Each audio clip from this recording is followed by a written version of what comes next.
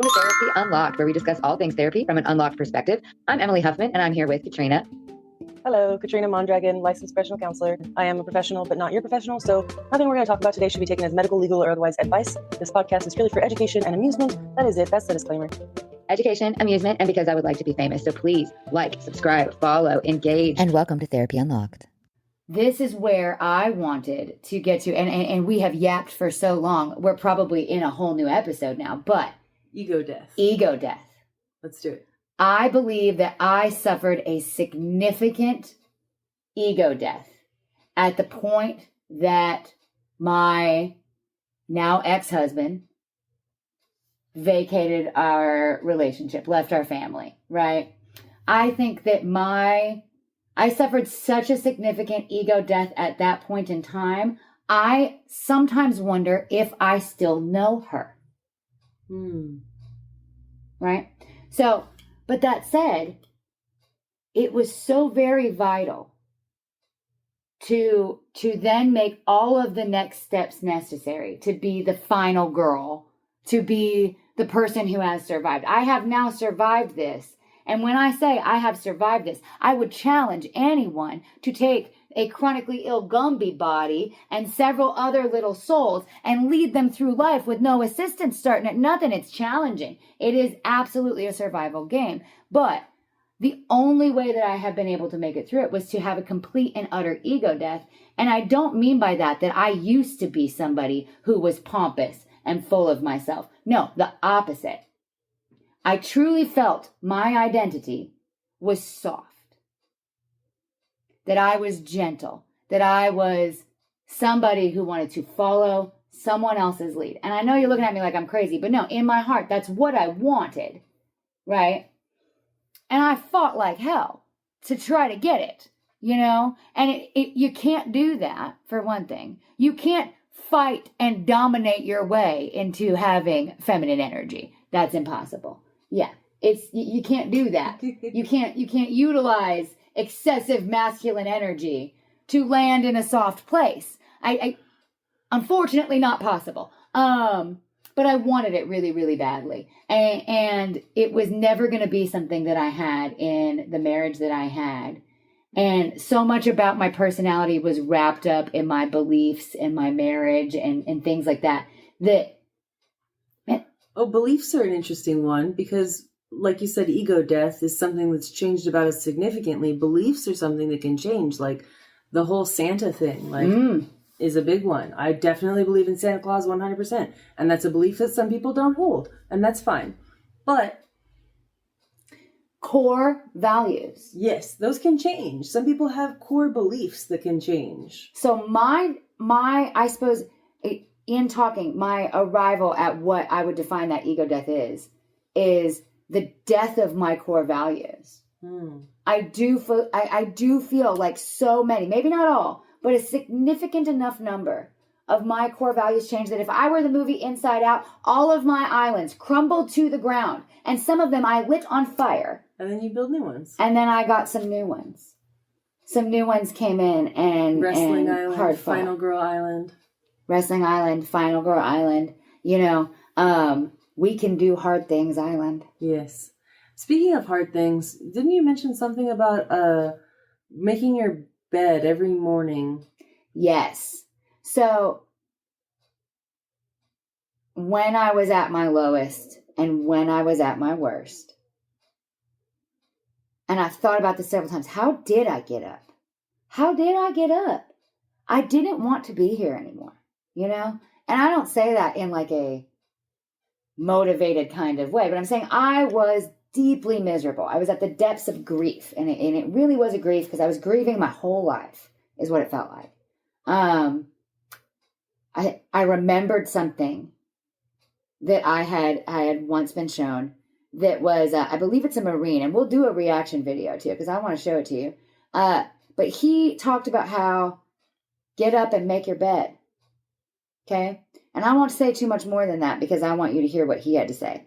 But I got up and I made my bed. And I got back in it. And I grabbed another blanket and I went back to sleep. And that was fine for that day. But the next day, I got up and I made my bed and I lit a candle and I stayed up for like 30, 45 minutes so that the house wouldn't burn down. And then I blew the candle out and then I went back to sleep. And like that was pivotal for what you said this morning, the motion being the lotion, for getting the movement going. I needed to do one tiny thing of my own volition that I succeeded at. And once I did that, then it was lightning in a bottle. Then it was time to start cooking up a new personality. And I did. And I think I 100% did. I don't feel like the same person anymore. Humans adapt. Well, and if you were the same person that you were a decade ago, that'd be a little bit weird. Right. What is up with people who are like that? You've changed. Why didn't you? Right. Why didn't you? You've changed. Why didn't you change? Did you know that to be human is to grow, evolve, and Adapt? change? Yeah. Adapt, become something new. Now, when I talk about ego death, though, I'm talking about that significant forced change. Mm-hmm. I'm talking about that hard trauma that makes you reevaluate every single thing that happens in your life. You know, you have that moment where you go, well, I fucked up. I'm going to need to do something differently.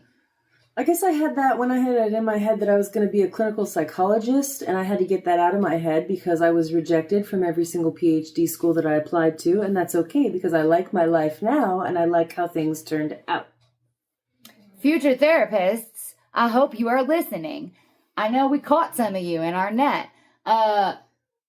That's right. You know, when I thought I was going to be a sign language interpreter, and then I became chronically ill. And I had to let that go. It wasn't going to happen for me. I was top of my class.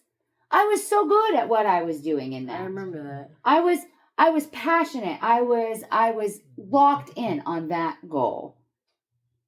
And then my body said, just kidding. But I will say the clothes you had to wear for that job were not you. They were more me. I agree. I agree. When you are an American Sign Language interpreter, it is of good conduct to wear boring, dull, basic clothing, which I kind of am rocking today, but I am not rocking it in the hair. And I've had the hair pretty much since I gave up the career. People often ask me, why paint? That's probably what I hear the most. Why not? Why not is a great response. What I frequently answer people now is because, you know, some long or short version of, because my body doesn't work. Because it's my body and it's my avatar and I can customize it however I choose. If it's going to be non-operational, then it's going to look nice. Yep. You know, this is built for your viewing pleasure, not for function. You know, we're not here for function. It makes me happier when I look in the mirror. It cheers me up. I've always been a little like that, though. Remember when I used to dye my hair black? Yeah. Remember when I used to dress in all black? Yes. What is my therapist, my qualified opinion? She's not my therapist. She's my sister. But I'm picking her mind for you. What is the